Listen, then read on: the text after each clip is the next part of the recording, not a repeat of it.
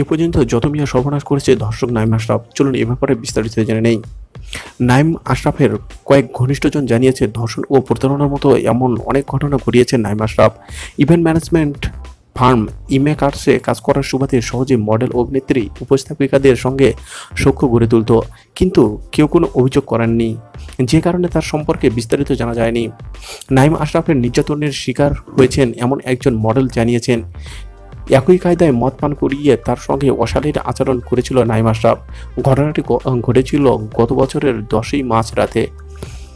ঢাকার আর্মি স্টেডিয়ামে সেদিন চলছিল অরিজিৎ সিং এর কনসার্ট।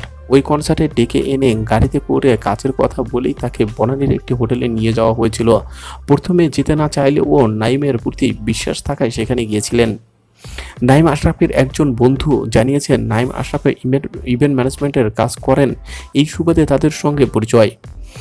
তার অতীত সম্পর্কে কোনো ধারণা ছিল না তাদের, তবে এ ঘটনার পর তার সম্পর্কে অনেক তথ্য পেয়েছেন তারা।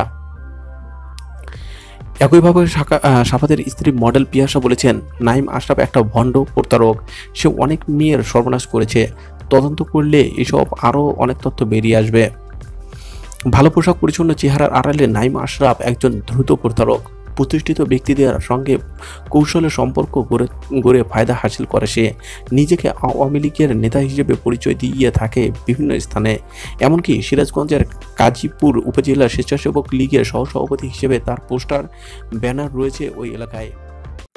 সুযোগ পেলে প্রতিষ্ঠিতদের সঙ্গে সেলফি তুলে ফেসবুকে প্রচারণা চালায় এই প্রতারক। সিরাজগঞ্জের কাজীপুর উপজেলার গান্দাইল গ্রামের ফেরিওয়ালা আমজাদ হোসেনের পুত্র হালিম ছোটবেলা থেকেই নানা ধরনের প্রতারণার সিদ্ধহস্ত হয়ে ওঠে।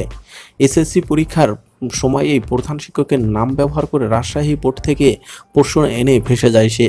এলাকার ইউপি চেয়ারম্যানের ছেলের নাম নাইম আশরাফ।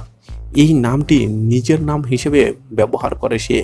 নিজের পিতা সাধারণ পেশাজীবী হওয়ার কারণে পিতার নাম পরিচয় গোপন করে ওই চেয়ারম্যানকে নিজের পিতা বানিয়ে পরিচয় দিতেন সব জায়গায়। বিভিন্ন সময় বিভিন্ন জনকে পিতার পরিচয় দিয়ে প্রতারণা করত নাইম।